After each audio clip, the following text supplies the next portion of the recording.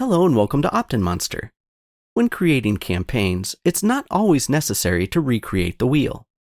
If you've already got a campaign that's converting well, you might want to reuse part of it when creating a new campaign.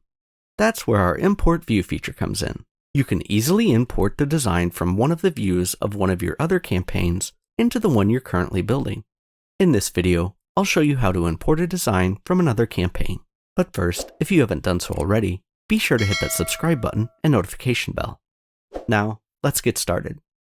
So I've just created a new campaign, and for this example, I'll be using the Canvas template.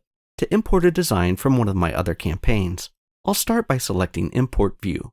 The Import View modal defaults to the current campaign screen, and this is helpful if I'm creating a new campaign from scratch, and I want to copy the design from one of the other views in the campaign I'm currently creating. This helps keep the design consistent across views.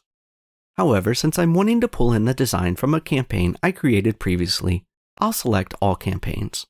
Here, I'm presented with a list of all my campaigns.